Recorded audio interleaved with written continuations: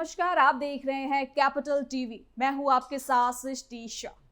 Cease fire नाम सुनते ही लगता है कि जंग रुक गई, लेकिन हकीकत बिल्कुल अलग है। दरअसल मिडिल ईस्ट एक बार फिर उस नाजुक मोड़ पर खड़ा है जहां शांति सिर्फ कागज पर लिखी गई एक शब्द बनकर रह जाती है और जमीनी हकीकत युद्ध की तैयारी जैसी दिखने लगती है। ईरान अमेरिका के बीच ऐलाने संघर्ष विराम ने दुनिया को ये उम्मीद दी थी कि महीनों से सुलग रहा तनाव आखिरकार कम होगा, लेकिन ये उम्मीद कुछ ही घंटों में उस वक्त टूट गई जब इजराइल ने लेबनान में दोबारा हवाई हमले शुरू कर दिए। सीज फायर का मतलब था पूरे क्षेत्र में फायरिंग रोककर शांति बहाल कराना, मगर इजराइल ने यह तर्क दिया कि वो इस समझौते के पक्ष में नहीं था, जबकि ईरान और क्षेत्रीय देशों ने इसे सीधे सीधे उल्लंघन बताया है। इस एक विवाद ने सीज फायर की नींव को हिलाकर रख दिया और ये साबित कर दिया कि मिडिल ईस्ट में बिना हर पक्ष की सहमति के शांति नहीं टिक सकती है। हालात को और गंभीर बनाते हुए ईरान ने दुनिया की सबसे खास महत्वपूर्ण समुद्री लाइनों में से एक स्ट्रेट ऑफ हॉर्मुज को फिर से बंद कर दिया। ये फैसला केवल सैन्य तनाव का संकेत नहीं, बल्कि वैश्विक तेल बाजार को हिलाने वाला कदम था। समुद्री मार्ग पर कंट्रोल को लेकर ईरान का ये रुख बताता है कि मौजूदा संघर्ष केवल सीमाओं का विवाद नहीं, बल्कि शक्ति, प्रभाव और रणनीति का खेल है। तो चलिए जरा विस्तार से जानते हैं क्या है ये पूरी खबर। मिडिल ईस्ट एक बार फिर ऐसे मोड़ पर खड़ा है जहां युद्ध और शांति के बीच की रेखा बहुत पतली हो गई है। ईरान, इजराइल, लेबनान और अमेरिका के बीच हाल ही में ऐलान किए गए सीज फायर ने कुछ पलों के लिए उम्मीद जगाई थी कि लंबे समय से जारी ये तनाव अब शायद शांत हो सकेगा, लेकिन ये उम्मीद ज्यादा देर तक टिक ही नहीं सकी। सीज फायर के ऐलान के कुछ ही घंटों बाद स्थिति तेजी से बदल गई और पूरा क्षेत्र फिर से युद्ध की ओर सरकता दिखाई देने लगा। इजराइल ने लेबनान में बड़े पैमाने पर हवाई हमले शुरू कर दिए, जिनमें कई लोगों की मौत हो गई और कितने लोग घायल हुए। इन हमलों ने यह साफ कर दिया कि सीज फायर वास्तव में लागू हुआ ही नहीं है। इस पर इजराइल का कहना है कि सीज फायर ईरान और अमेरिका के बीच हुआ था, जिसमें लेबनान का कहीं भी जिक्र नहीं था, जबकि ईरान और कुछ अंतर्राष्ट्रीय जानकारों के मुताबिक सीज फायर का उद्देश्य पूरे क्षेत्र में तनाव कम करना था और किसी भी तरह की सैन्य कार्रवाई उसका उल्लंघन है। इस विवाद ने स्थिति को और जटिल बना दिया है। लेबनान की जमीन एक बार फिर युद्ध का मैदान बनती दिखाई दे रही है, जहां हिजबुल्लाह और इजराइल के बीच पहले से मौजूद दुश्मनी अब और ज्यादा खुलकर सामने आने लगी है। तो वही इसी बीच एक और बड़ा घटनाक्रम हुआ। ईरान ने फिर से रणनीतिक नजरिए से काफी खास माने जाने वाली स्ट्रेट ऑफ हॉर्मुज को बंद कर दिया। दरअसल इजराइल ने बुधवार को रात भर लेबनान पर हमला किया। इसमें करीब 200 से ज्यादा लोग मारे गए और 1000 से ज्यादा लोग घायल होने की उनकी खबर आई है। इसके बाद से ईरान ने स्ट्रेट ऑफ हॉर्मुज को एक बार फिर से बंद कर दिया है। इसके बाद से सऊदी अरब, संयुक्त अरब अमीरात, कुवैत और कतर ने कहा है कि उनके ठिकानों पर ईरान ने मिसाइल, ड्रोन से हमला किया। इजराइल और ईरान के इस कदम से बुधवार को अस्तित्व में आया युद्ध विराम खतरे में पड़ गया। इसका असर कच्चे तेल की कीमतों और शेयर बाजार पर भी देखने को मिला है। हालांकि अमेरिका ने स्ट्रेट ऑफ हॉर्मुज को तुरंत खोलने की मांग भी की है, शांति वार्ता को पटरी पर बनाए रखने की कोशिश की है। हॉर्मुज खोलना क्यों है जरूरी? आपको बता दें कि स्ट्रेट ऑफ हॉर्मुज ये जलमार्ग दुनिया में ऊर्जा आपूर्ति की सबसे खास लाइनों में से एक है। लगभग 20% वैश्विक तेल परिवहन इसी रास्ते से होता है। आपको बता दें कि स्ट्रेट ऑफ हॉर्मुज का बंद होना न केवल क्षेत्रीय सुरक्षा संगठन को बढ़ाता है, बल्कि विश्व अर्थव्यवस्था पर भी गहरा प्रभाव डाल सकता है, क्योंकि ईरान का कहना है कि हालात एक बार फिर पहले जैसे होने तक ये क्षेत्र पूरी तरह से सुरक्षा निरीक्षण में रहेगा और बिना परमिशन के कोई जहाज नहीं गुजर सकता।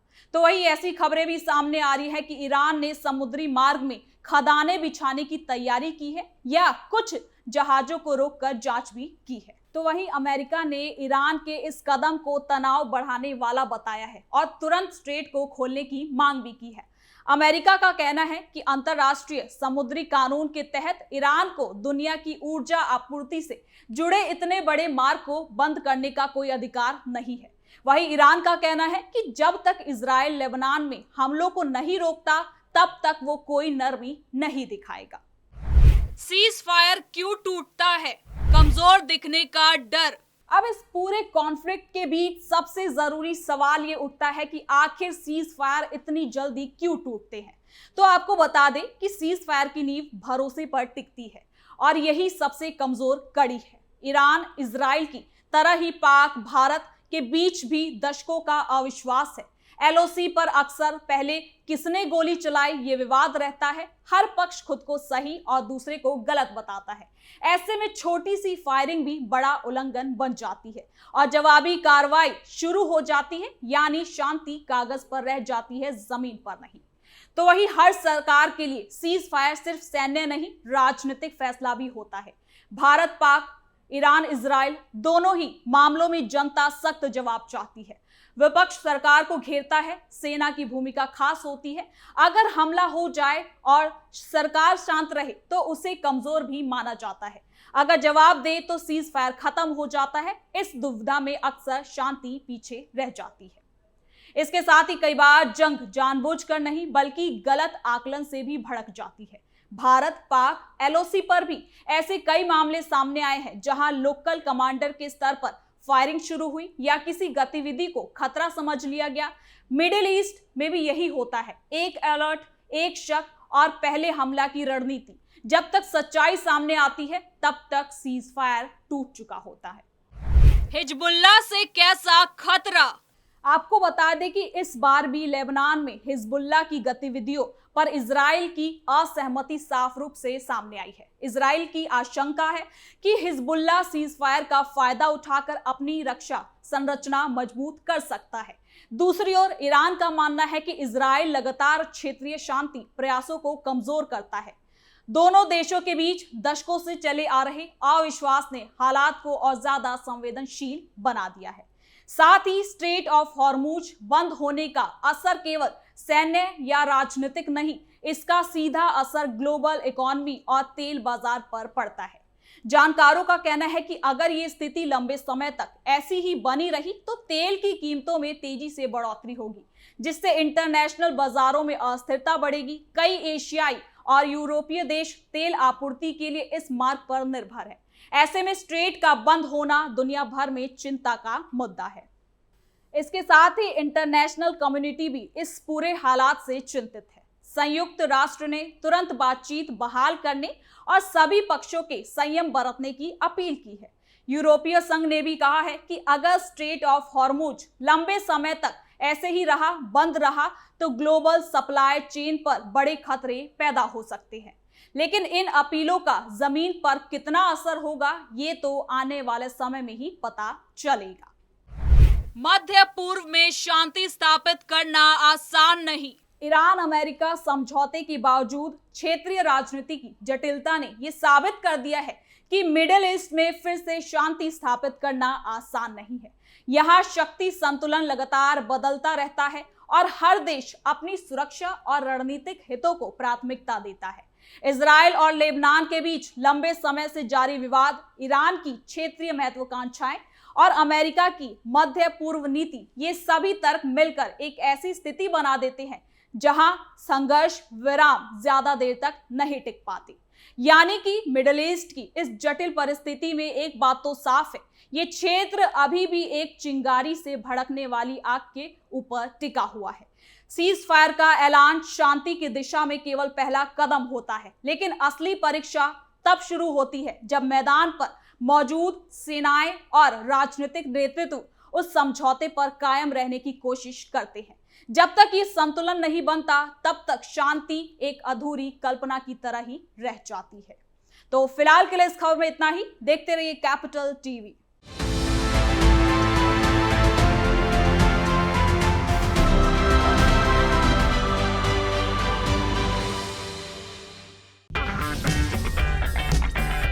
अगर आपको हमारा वीडियो पसंद आया हो तो इसे लाइक करें, हमारे चैनल को सब्सक्राइब करें और हाँ, बेल आइकन दबाना ना भूलें। ताकि आप तक हमारे वीडियो की नोटिफिकेशन पहुंचती रहे। आप अपना सुझाव हमें कमेंट बॉक्स में दे सकते हैं। हमारे साथ जुड़ने के लिए शुक्रिया।